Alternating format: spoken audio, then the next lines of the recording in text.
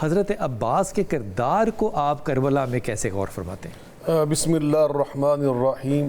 یقیناً الدین کلو ادب، ہمارا تو پورا دین ہی ہمیں ادب سکھاتا ہے. ادب پہلا کرینہ ہے محبت کے کرینوں میں. بے شک. تو یقیناً اہل بیت اطہار کی جو محبت ہے، لوگ کہتے ہیں جزو ایمان ہے، اللہ کی قسم یہ عین ایمان ہے. جزو ایمان نہیں ہے، اس کے بغیر ایمان کا آغاز ہی نہیں ہوتا. جزو ایمان نہیں ہے، نبی پاک صلی اللہ علیہ وسلم نے واضح فرمایا، جامع ترمذی میں یہ حدیث مروی ہے، آپ فرماتے ہیں احب اللہ لما یغزوکم من نعمہ. اللہ سے محبت کرو اس لیے کہ وہ تمہارا منعم ہے، اور اس کا منعم ہونا اس بات کا متقاضی ہے کہ تم اس سے محبت کرو. یہ انسانیت کا تقاضا. وما بکم من نعمت فمن اللہ، جو بھی نعمت تمہارے پاس اللہ نے تمہیں عطا کی. وَأَحِبُّونِ لِحُبِّ اللہ، اور اللہ کی محبت کا پہلا تقاضا یہ کہ میرے ساتھ محبت کرو.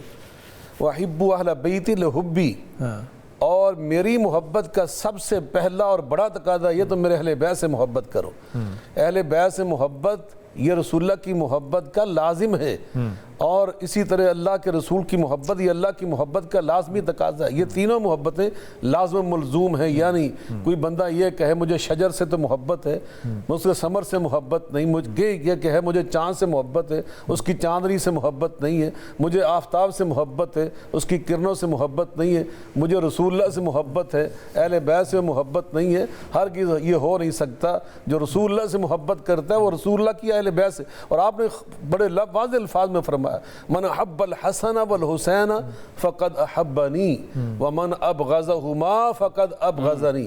جو حسن و حسین سے محبت کرتے ہیں دراصل وہ میرے ساتھ محبت کرتے ہیں، جو ان کے ساتھ بغض رکھتے ہیں دراصل میرے ساتھ بغض رکھتے ہیں. یہ صحیح حدیث ہے. اور محدثین نے یہاں پہ لکھا ہے کالشیء الواحد، اللہ کے رسول اور حسن و حسین یہ محبت میں، ان کے ساتھ پیار کرنے میں، ان کی عقیدت کے تقاضے بجا لانے میں، ان کی تعظیم و توقیر کرنے میں، ان کے آداب بجا لانے میں کالشیء الواحد. اس حدیث کا مفہوم یہ ہے کہ وہ ایک چیز ہیں، جیسے ایک چیز ہے، الگ الگ نہیں ہے. شاہ جی پھر ہم نے اہل بیت سے محبت نہ کر کے ہم نے تو دشمنی اللہ کے رسول سے لے لی. یہ یقین یہی مرض کرنے لگا نا.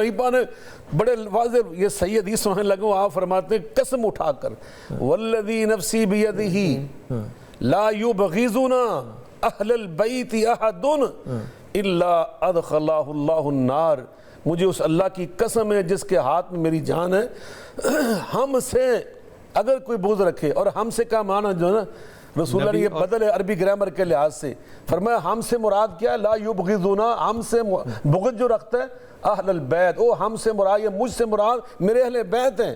فرمایا جو میرے اہل بیت سے بغض رکھتا ہے میں اللہ کی قسم اٹھا کر کہتا ہوں وہ سیدھا جہنم میں جائے گا. ایک اور حدیث میں آپ نے فرمایا اگر کوئی بندہ روزے کی حالت میں ہو، احرام اس نے باندھا ہوا ہے، طواف سے فارغ ہو چکا ہے، عین بیت اللہ کے اندر صفا مقام ابراہیم پہ کھڑا ہو کر وہ نماز پڑھ رہا ہے تحیت الطواف کے، تو فرمایا اس دوران اس کو موت آ جاتی ہے، لیکن اس کی بدبختی ہے کہ وہ مبغض لأہل بیتی، وہ میرے اہل بیت سے بغض رکھنے والا ہے. فرمایا سیدھا جہنم میں جائے گا. آپ جس ہستی کا ذکر کر رہے ہیں امام حسین سے جو انہوں نے آداب بجا لائے، یقیناً آج ان کی نسل، آج تک ان کے عوام جو ہے نا، یہ ہمارے پاکستان میں آپ دیکھتے ہیں، یہ میں نے بہت سارے ملکوں میں دیکھے، یہ برادری میں نے پوری دنیا میں پھیلی ہوئی دیکھی ہے، بہت سارے ملکوں میں نام مختلف ہیں، لیکن آج تک انہوں نے اپنا نام سادات نہیں رکھا حضرت امام حسین سے ادب کی وجہ سے. حالانکہ وہ حضرت علی کی اولاد ہے، ان کا خون ہے، ان کا نسب ہے.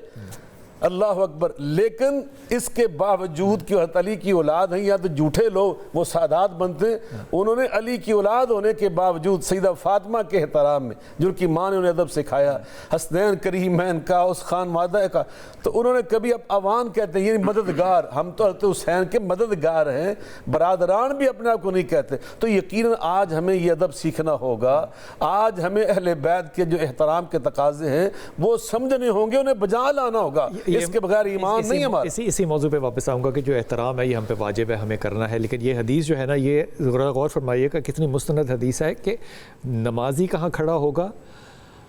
خانہ کعبہ اور مقام ابراہیم کے درمیان، اور وہ نماز میں ہوگا اور وہ مر جائے، کس جگہ مرے گا؟ لیکن اگر اس کے دل میں بغض ہے تو اللہ کے رسول کہتے ہیں صلی اللہ علیہ وسلم کہتے ہیں یہ جنت کی کبھی ہوا بھی نہیں دیکھے گا.